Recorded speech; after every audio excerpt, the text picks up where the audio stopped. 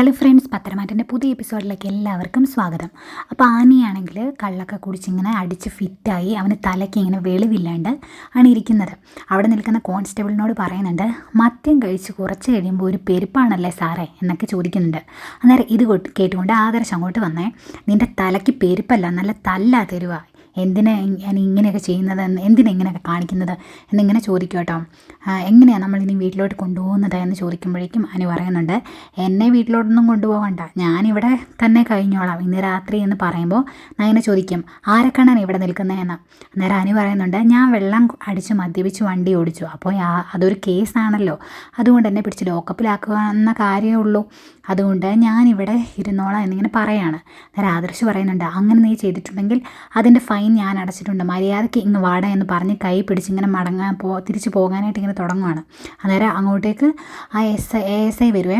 അപ്പോൾ S I അങ്ങേര് പറയുകയാണ്, സാറിൻ്റെ അനിയനാണോ ഇയാളെ കൊണ്ട് ഭയങ്കര ശല്യമാണ് മേഡത്തിന് മാത്രമല്ല ഞങ്ങൾക്കും ചില സമയത്ത് പോലീസ് വണ്ടി തടഞ്ഞു നിർത്തിയിട്ടാണ് മേഡത്തിനോട് സംസാരിക്കണമെന്ന് പറയുന്നത്, ഇങ്ങനെയാണെങ്കിൽ ഭയങ്കര ബുദ്ധിമുട്ടാണ് കേട്ടോ എന്നൊക്കെ ഇങ്ങനെ പറയുകയാണ് കേട്ടോ. അതൊക്കെ കേൾക്കുമ്പോൾ ആദർശനാകെ വിഷമാവുന്നുണ്ട്. ഏതായാലും അനിയനെ കൊണ്ട് ആദർശൻ അങ്ങോട്ട് പോരുകയാണ്. പോയി കഴിയുമ്പോഴേക്കും അയാൾ പറയുവാണ് കൂടെയുള്ളവരോട്, ഇതേ അനന്തപുരിയിലെ പയ്യനാ, മിക്കവാറും മേഡത്തോട് ഭയങ്കര പ്രേമമായിരിക്കും അവന്, മേഡം ഒരു വാക്ക് പറഞ്ഞിട്ടുണ്ടെങ്കിൽ ഈ എസ് ഐ പോസ്റ്റൊക്കെ വേണ്ട എന്ന് വെച്ച് സുഖമായിട്ട് പിന്നെ ജീവിക്കാനുള്ള വക അവരുടെ വീട്ടിൽ തന്നെയുണ്ട്.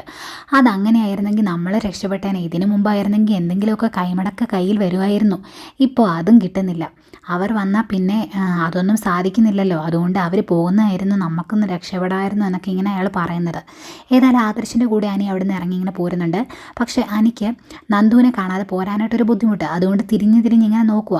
അന്നേരം ആദർശ് ചോദിക്കുന്നുണ്ട്, നീ ആരെയാണ് നോക്കുന്നത്, മര്യാദയ്ക്ക് ഇങ്ങോട്ട് വാ എന്ന് പറയുമ്പോൾ, അല്ല എന്നെ ഇങ്ങോട്ട് കൊണ്ടുവന്നത് എസ് ഐ അല്ലേ, അപ്പോൾ പോകുമ്പോൾ എസ് ഐയോട് പറഞ്ഞിട്ട് പോകണ്ടേ എന്ന് ചോദിക്കുമ്പോൾ നയന പറയുന്നുണ്ട്, എസ് ഐയോടൊക്കെ ഞാൻ പറഞ്ഞു അനി, പോയി വണ്ടി കയറി എന്ന് പറയുമ്പോഴേക്കും അത് അങ്ങനെയല്ലെന്നേ വേണ്ടത് എന്നിങ്ങനെ പറയുക കേട്ടോ. അന്നേരത്തേക്കും നന്ദു അങ്ങോട്ട് വരും.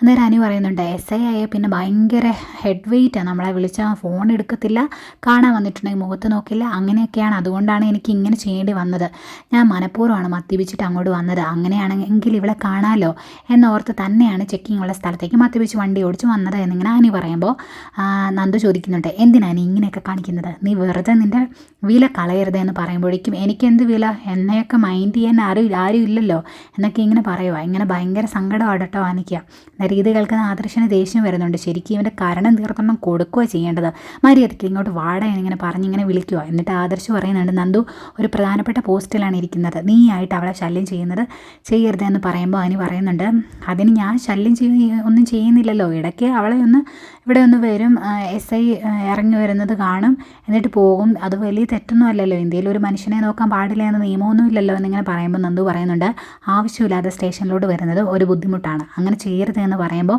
അങ്ങനെ ചെയ്യരുതെങ്കിൽ നീ എൻ്റെ ഫോൺ എടുക്കണം, അങ്ങനെയാകുമ്പോൾ ഞാൻ നിൻ്റെ പുറകെ വരില്ല, ഫോൺ എടുക്കാത്തത് കൊണ്ടല്ലേ ഞാൻ വരുന്നത് എന്ന് ചോദിക്കുമ്പോൾ, അങ്ങനെ നീ ഇപ്പോൾ ഇവിടെ പുറകെ നിന്ന് ശല്യം ചെയ്യാനും അവൾ ഫോൺ എടുക്കല്ല, മര്യാദയ്ക്ക് അങ്ങ് വാട എന്നിങ്ങനെ പറഞ്ഞ് ആദർശ് അനിയും കൊണ്ടങ്ങ് പോകും. പോയി കഴിയുമ്പോൾ നയന നന്ദുവിനോട് പറയാണ്, നന്ദു അവൻ എത്രയൊക്കെ ശല്യം ചെയ്താലും നിൻ്റെ മനസ്സ് മാറരുത്, നീ ഫോൺ കോൾ അറ്റൻഡ് ചെയ്യുകയും ഒന്നും ചെയ്യരുത് എന്ന് പറയും. അന്നേരം നന്ദു പറയുന്നുണ്ട്, അവൻ്റെ ഈ പോക്ക് കാണുമ്പോൾ എനിക്ക് പേടിയാവുക ചേച്ചി, രണ്ടും കൽപ്പിച്ച് അവൻ ഓരോന്ന് ചെയ്യുന്നത് എന്ന് പറയുമ്പോൾ, എന്ത് ചെയ്യാനാ മോളെ എന്ന് പറഞ്ഞിട്ട് നയന കൂടെ ചെല്ലുന്നുണ്ട് കേട്ടോ.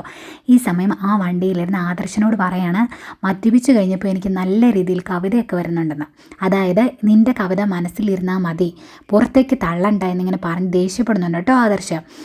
ഇവരങ്ങ് പോയി കഴിയുമ്പോഴേക്കും ആകെ വിഷമാവട്ടെ നന്ദുവിനെ, ഇങ്ങനെ നോക്കി നിൽക്കുകയാണ്. വണ്ടിയിൽ കയറിയിട്ട് ഹായ് ഡിയർ ഞാൻ പോട്ടെ ടാറ്റ എന്നൊക്കെ ഇങ്ങനെ പറഞ്ഞു വണ്ടിയിൽ നിന്ന് തല പുറത്തേക്കിട്ട് ടാറ്റ ഒക്കെ കൊടുക്കുകയാണ് ഇനി. അന്നേരം മര്യാദയ്ക്ക് തല അകത്തിറങ്ങി, ഇല്ലെങ്കിൽ തലയും പോകുമെന്ന് പറഞ്ഞ് ആദർശ് വലിച്ചകത്തോട്ടിരുന്നുണ്ട്. ഏതായാലും അവരവിടെ നിന്ന് പോരുന്നു. ആകെ വിഷമാണ് കേട്ടോ അനിയുടെയും ഈ അവസ്ഥ കണ്ട് നിൽക്കുകയാണ് നന്ദു. ഏതായാലും പോരുന്ന വഴിക്ക് വണ്ടി നിർത്തി ആദർശ് അവിടെ ഒരു കടയിൽ കയറി മോര് മേടിച്ച് കൊടുക്കുന്നുണ്ട്. എനിക്ക് ഇത്തിരി കെട്ടിവിടട്ടെ, ഇത്തിരി വെളിവ് വരട്ടെ എന്നോർത്ത്. അന്നേരം അത് കുടിക്കാൻ ഭയങ്കര മടിയാണ്, നിർബന്ധിച്ച് കുടിപ്പിക്കും. കുടിപ്പിച്ചെല്ലാം കഴിഞ്ഞിട്ട് നയന ചോദിക്കുന്നുണ്ട്, എന്തിനാ അനി നീ ഇങ്ങനെയൊക്കെ കാണിക്കുന്നത്, നിനക്ക് മര്യാദയ്ക്കിരുന്നൂടെ എന്ന് ചോദിക്കുമ്പോഴേക്കും അനു പറയുന്നുണ്ട്, ആ ഞാൻ മര്യാദയ്ക്കിരിക്കണമെങ്കിലേ നന്ദുവിനോട് പറ, അവളെ ഇടയ്ക്ക് എൻ്റെ കോൾ അറ്റൻഡ് ചെയ്യാൻ ഒന്ന് കാണുകയൊക്കെ ചെയ്യുകയാണെങ്കിൽ ഞാൻ ഇങ്ങനെയൊന്നും ആകില്ല എന്ന് പറയുമ്പോൾ നയന പറയുന്നുണ്ട്, അവൾ അങ്ങനെയൊക്കെ ചെയ്തിട്ട് നീ നിൻ്റെ സ്വഭാവം മാറ്റില്ല, അങ്ങനെയാണെങ്കിൽ ഞാൻ എൻ്റെ സ്വഭാവം മാറ്റാൻ പോകുന്നില്ല എന്നിങ്ങനെ നയനോട് പറയുകയാണ് നീ. നേരത്തേക്ക് ആദർശ് മോരിങ്ങനെ കുടിച്ച ഗ്ലാസ്സൊക്കെ കൊണ്ട് എടുത്തിട്ട് ഇങ്ങനെ തിരിച്ചു വരും.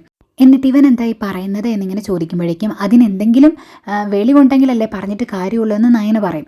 ഏതായാലും രണ്ടുപേരോട് ഇങ്ങനെ വണ്ടിയിൽ കയറിയിട്ട് ഇങ്ങനെ പോരുവാണ് കേട്ടോ. ഈ സമയം അനന്തപുരിയിൽ ആകെ ടെൻഷനോടെ നോക്കിയിരിക്കുകയാണ് ദേവയാനി ചേനും ഒക്കെ. അവർ രണ്ടുപേരോട് ഇങ്ങനെ മാത്രമേ ഈ കാര്യങ്ങൾ പറഞ്ഞിട്ടുള്ളല്ലോ ആദർശ്. അന്നേരം ദേവയാനി ചോദിക്കുന്നുണ്ട്, എനിക്ക് എന്താ പറ്റിയത്, അവനെ എന്തിനാ ഇങ്ങനെ വിളിച്ചുകൊണ്ട് വരാൻ വേണ്ടി പോയത്, എന്താ പ്രശ്നം എന്ന് ചോദിക്കുമ്പോൾ അറിയില്ല, അവർ വരട്ടെ എന്നൊക്കെയാണ് ചേൻ പറയുന്നത്. ഏതായാലും ഇവരിങ്ങനെ സംസാരിച്ചുകൊണ്ടിരിക്കുമ്പോഴേക്കും വീട്ടിലോട്ട് അവർ വരുവേ.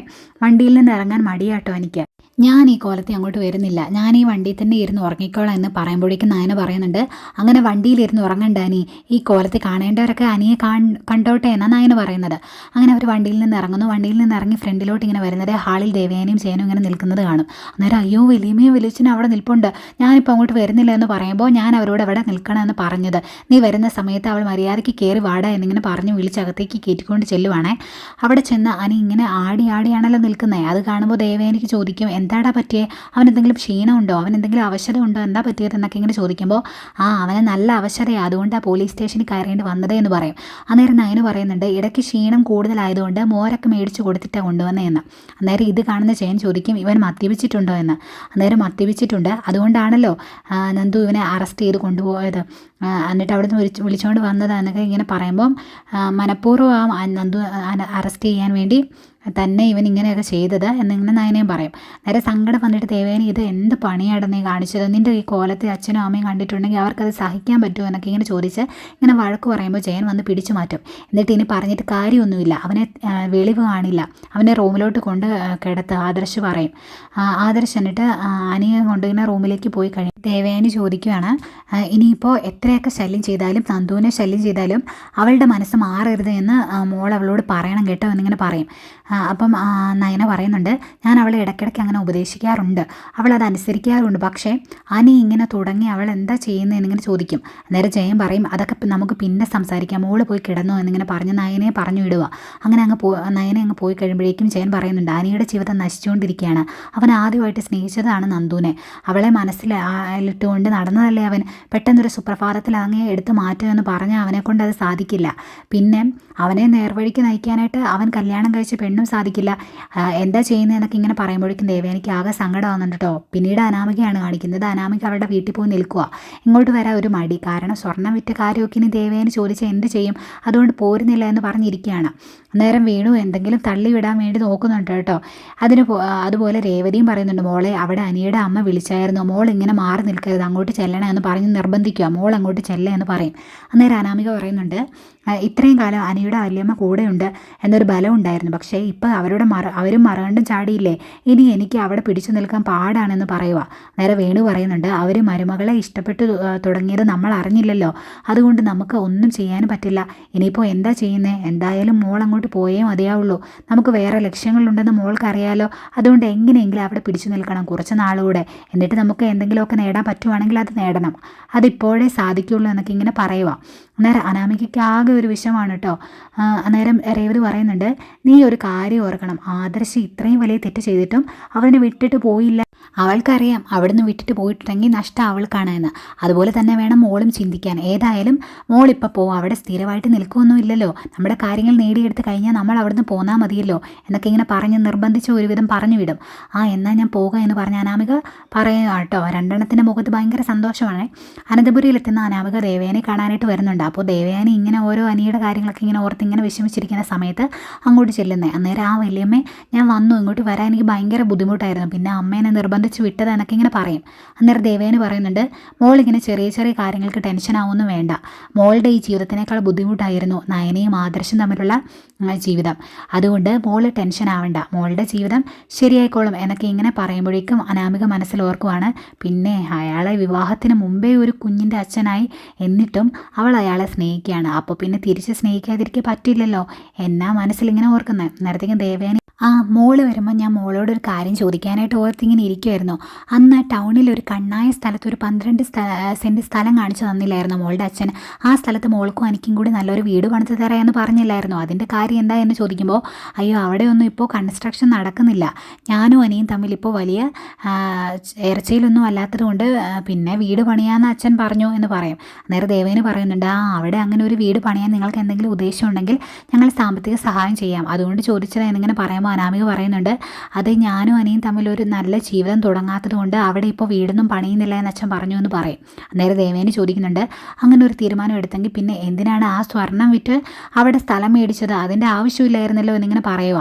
അന്നേരം ആ സ്ഥലം മേടിച്ചത് എൻ്റെ പേരിൽ തന്നെയല്ലേ, അതുകൊണ്ട് കുഴപ്പമില്ലല്ലോ എന്നിങ്ങനെ പറയുമ്പോഴേക്കും, ഏതായാലും എനിക്ക് ആ സ്ഥലം അന്നേ ഭയങ്കരമായിട്ട് ഇഷ്ടപ്പെട്ടായിരുന്നു, അതുകൊണ്ട് എനിക്ക് ആ സ്ഥലം ഒന്നുകൂടി ഒന്ന് കാണണം, മോൾ അച്ഛനോടൊന്ന് പറ എന്നിങ്ങനെ പറയും. അങ്ങനെ കുറേ ഇങ്ങനെ ഉരുണ്ട് കളിക്കുകയാണ് കേട്ടോ അനാമിക. ലാസ്റ്റ് നിവർത്തിയില്ലാതാകുമ്പോൾ ഞാൻ അച്ഛനോട് പറയാമെന്ന് പറഞ്ഞ് അവിടുന്ന് പോരും. അത് കഴിഞ്ഞ് അന്നേരം രേവതിയെ വിളിക്കും. അന്നേരം രേവതി ഫോൺ എടുത്തിട്ട് ഞാൻ മോളെ വിളിക്കാൻ തുടങ്ങിയായിരുന്നു എന്ന് പറയുമ്പോഴേക്കും, എന്തിനാ ഇങ്ങോട്ട് വിളിക്കുന്നത്, ഇവിടെ മൊത്തം കുളമായി കിടക്കുക, ഇവിടെ എല്ലാ കാര്യങ്ങളും കുളവാക്കുന്ന അമ്മയുടെ ഭർത്താവ് അവിടെ ഉണ്ടോ എന്ന് ചോദിക്കുന്നു. നേരം ഉണ്ട് എന്ന് പറഞ്ഞ് വേണുവിൻ്റെ കൈ കൊടുത്തു കഴിയുമ്പോഴേക്കും അനാമിക വേണുവിനോട് പറയാണ്, അച്ഛ ആ സ്ഥലത്തിൻ്റെ കാര്യം ചോദിച്ചു, വലിയമ്മ സ്വർണ്ണം മേടിച്ച് സ്ഥലം മേടിച്ചു എന്നല്ലേ അച്ഛൻ പറഞ്ഞത്, അന്നേരം ആ സ്ഥലം കാണണമെന്ന് അവർ പറയൂ എന്ന് പറയുമ്പോഴേക്കും വേണു അനാമികയോട് തിരിച്ചു ചോദിക്കുന്നുണ്ട്, അവർ രണ്ടും കൽപ്പിച്ചാണല്ലോ മോളെ, കള്ളത്തരം കണ്ടുപിടിച്ച് അടങ്ങുമെന്ന് ഓർത്ത് അവരിങ്ങനെ ഇറങ്ങിയിട്ടുണ്ടെങ്കിൽ നമ്മൾ കുടുങ്ങുമല്ലോ എന്ന് പറയും.